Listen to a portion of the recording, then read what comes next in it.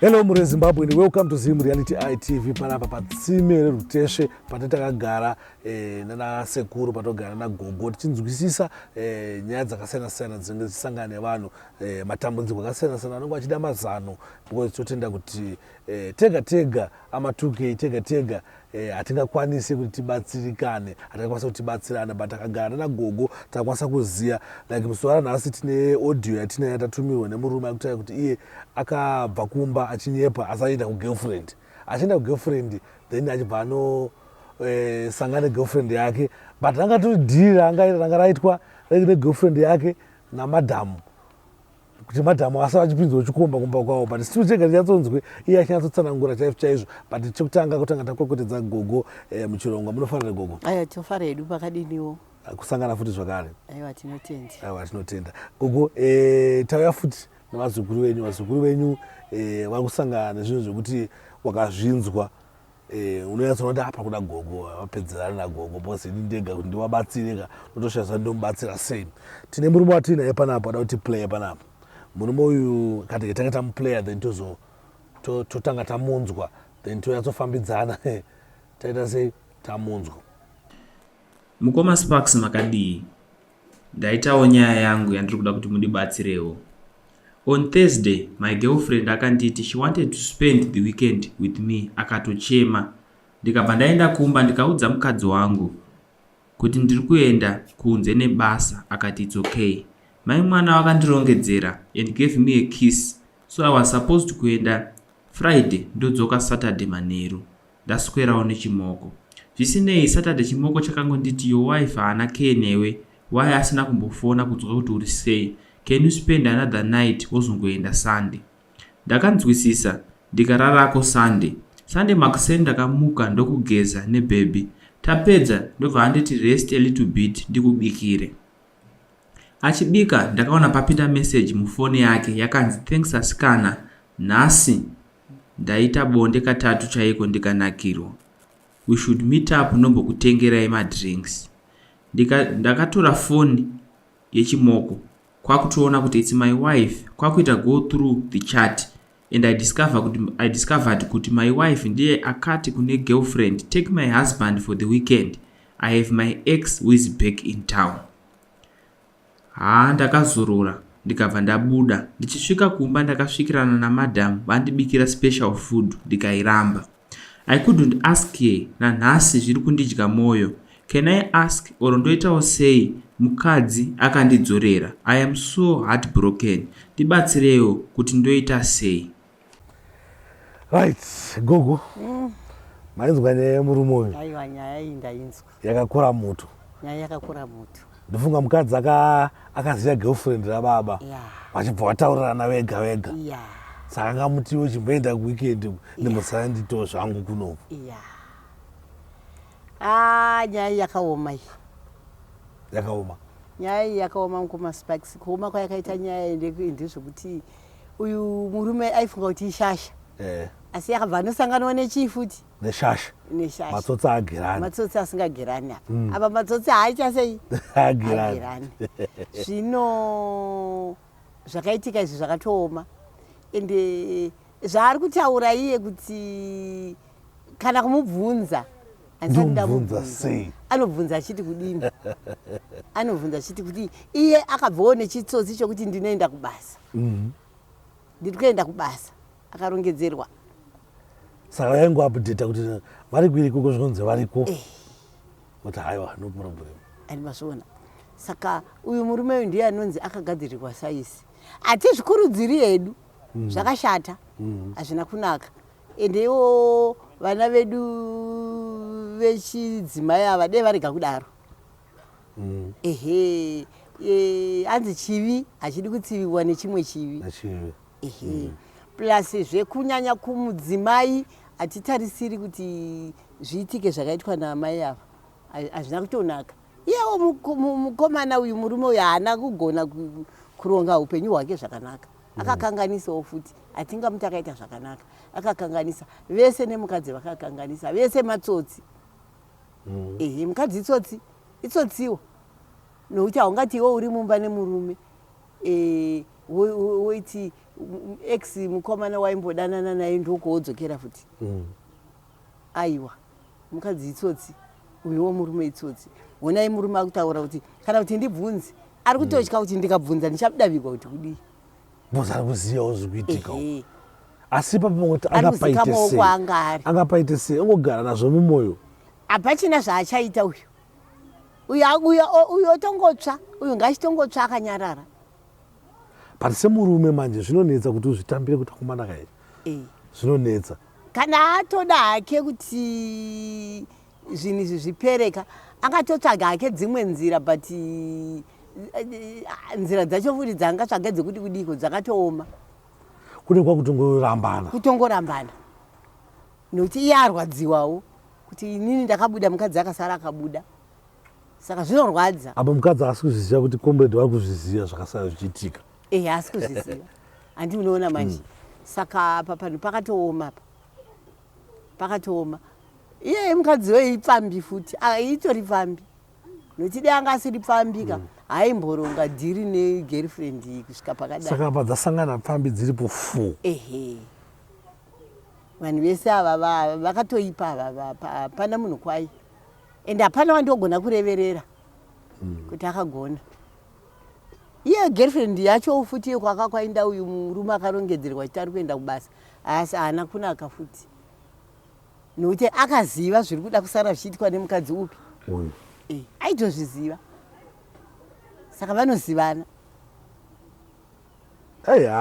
saka izvi zvinongoreva kuti chatingagona kungogadziriswa nyaya nechekuti imi vechidiki kana uri iwe mukomana waroora mukadzi wako gara nemukadzi wako one izvazvazoita apa gara nemukadzi wako aiwa ndizvo zvakabata pachiwano chedu zvinoita sekuti murume akaita girlfriend zvinoita sekuti hazvina dhiri stereki but mukadzi akazoita boyfriend nyaya yacho inenge yakura mutu apa paita dhiri stereki inoda kuti mukadzi asara achiita izvi nokuti akaziva kuti uyu kwaaenda kugirlfriend akatozviziva kuti ndanyeperwa kuti ndiri kuenda kubasa nokuti dhiri karanga rarongwa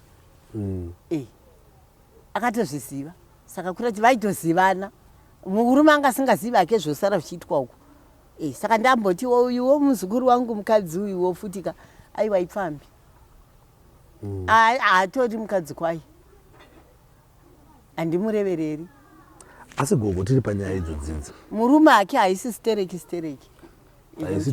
aiwa murume hasi stereki asi stereki iri kumukadzi uyu itsotsi nyange dai vakada havogara vese vachagara vese asi achatsotswa futi zvakadarika ipapa habhozi kana iyo marriage yacho inofamba sei uchiziva kuti hapana imbapa saka murume nokuti kana vana vanozvagwa mumba imomo iwewo uchazoziva kuti ndevangu here kana kuti havasi yangu panonetsa saka patongoti hamuna imba hapachina imba hapana imbapa especially nekuzoziva kwaazoita so hapachina imba hapana imba asi kwandiri kuda kunyanyorerekera zvikuru kuvazukuru vangu vechikadzi ava kuti aiwa haikona kuzadaro hazvina kunaka ainda zvitorina kunaka hazvina chimiro nokuti kana ikada kuti ibude pachena ikadzoka kwandiri vatete chinzi ndo zvakaita mwana wanzvadzi yenyizvi ndinodavira ndichiti kudi ndinotooma matemu muromo pane pakaoma apadaviriki pane pakaoma apadaviriki ndopadavira asi konei zvichiita sezvinoti zvinoyanyooma kana aringe ari mukadzi anenge aita chipfambi kudarika murume aita chipfambi wai zvichinyanyoooma zvinooma nokuti murume akagara handiti unoona vamwe vana sekuru vakudhara vanenge vane vakadzi vaviri vatatu hakusi kudzvanyirira kwakagara kwangoitwa vakadzi kudzvanyirira asi kudzvanyira kwakangobvira kumavambo zvakagara zviriko saka nawo haisisiri aiwa iro harisi dambudziko zvakagara zviriko tinozviziva zvichinzi zvoitwa nemurume kwete nemukadzi mukadzi hautendi kuita varume vaviri ukaona mukadzi wangoita varume vaviri uri pfambi ende bhaibheri rakati mukadzi kana angoita chipfambi fanika icho chichabuda pachena ngaarambwe aende zvatosiyana nokuti mukadzi aonekwa kumbudzi uko akabata chidya chemunhu. Bhaibheri rakati aiyeye mukadzi haarambwa. Kuroya chaiko hakurambirwi mukadzi, asi chipfambi chinorambirwa mukadzi. Uyu mukadzi eipfambi uyu akashata. Zvinonzi zoni ndaambonzongomutaura achitaura achidayo achiti mukadzi haarambirwi kuroya, asi murume anorambirwa kuroya because murume akaroya anoromba akapedza mhuri, asi mukadzi anorambirwa kuhura nekuti anounza vana vasiri wake mumusha. Andiri kuona manje ndozviya zvatataura kuti kuhura kwemurume murume haarambirwi kuhura because anenge achiwanza vana kwakagara akuto hakuna kana dambudziko, asi kwemukadzi uku kwashata hakuchaiti uku, nokuti mumba imomu mukamu kana muine vana zvitoshamisi kuti pakutoda kutoendwa kumaDNA kuti awane vake chaivo. Pakuda dai pasina meseji yaakazobata yapinda mufoni pane tanhumbu inonzi ndeyani, ndiya baba vari mumbasvi. Ndiya baba vari mumbasvi, iye otambira nhumbu iyoyo. Ochengeta mwana kusvika akura sezvakaita mwana pakamira. Kana ari mukadzi anenge achingonzi mwana wangu ndiva mamoya. Kana ari mukomana akafanana nasekuru vangu, ndozvanga zvakaita baba vangu izvo inhema. Hapana kumira munhu zvakanaka. Hoza ndokasvika nopedzeka kuzoitwa kuti akafana baba vangu kubva aita baba vangu. Apa uri kuchitwa. Asi nekuda kwekuti pazobuda meseji zvabuda pachena ndo rinonzi rina manyanga riite sei? Hariputirwi. Raramba kuputirwa. Nyanga dzabuda. Asi naigugu tiri pane nyaya inogara ndinetsa. Tiri panyaya ipapa dzevana vasiri mumusha imomo. Iwewe handika tomboti inini panapa ndiri mukadzi wangu handika. Mukadzi wangu obva aita chipfambi, obva aita mwana mukomana, ndoratidza kuzviziva inini. Obva atokura ari mwana wangu. Hapana chikumbochita mwana wangu ndototi mwana wangu wozvoshuwa. Kobva kwanzi ndafa inini kana kuti panze pane matara ada kuitwa emumusha. Obva atomaita achitobudirira. Handiti achitofamba asi mumusha umu.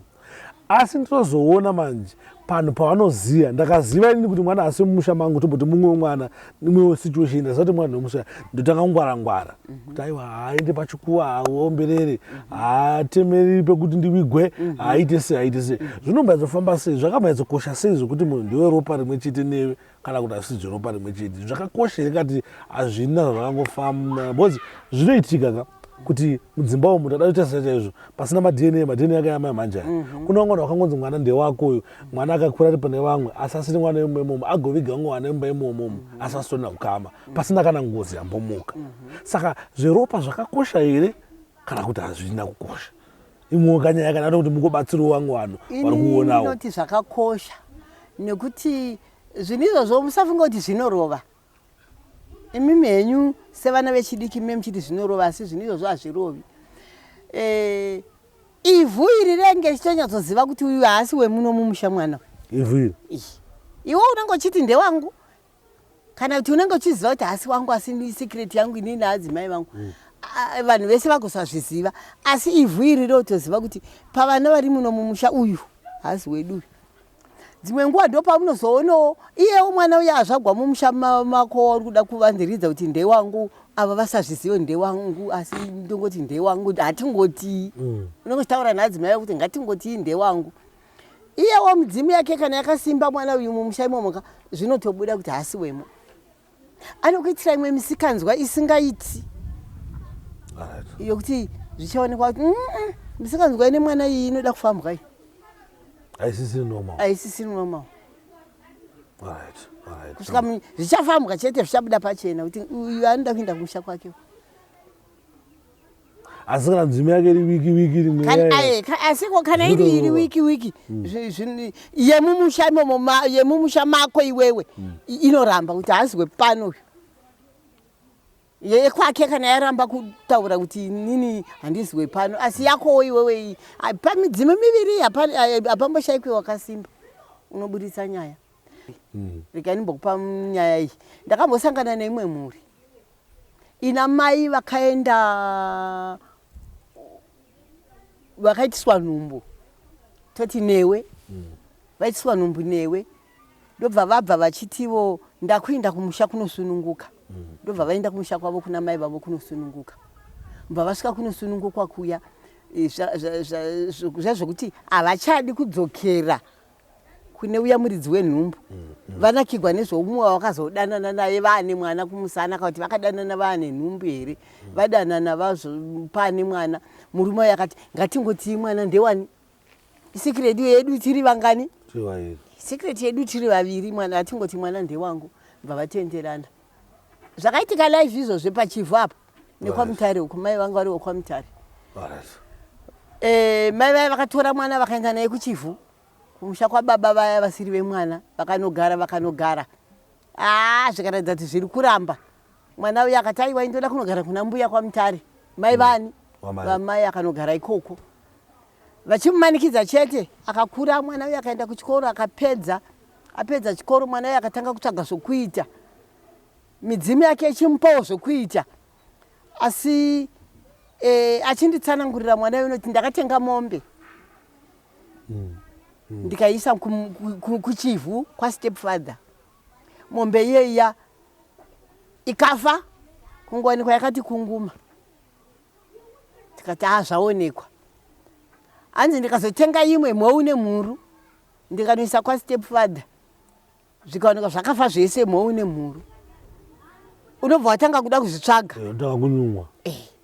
Andobva ndatanga kuda kuzvitsvaga. Hanzi kwandaizvitsvaga ndabva ndanzi midzimu yako iwewe iri kuti oda kupfumisa musha uyu, kuti danga remusha uyu rizare nemombe. Kwedu kusina. Saka mombe dzaingwanikwa dzakafa.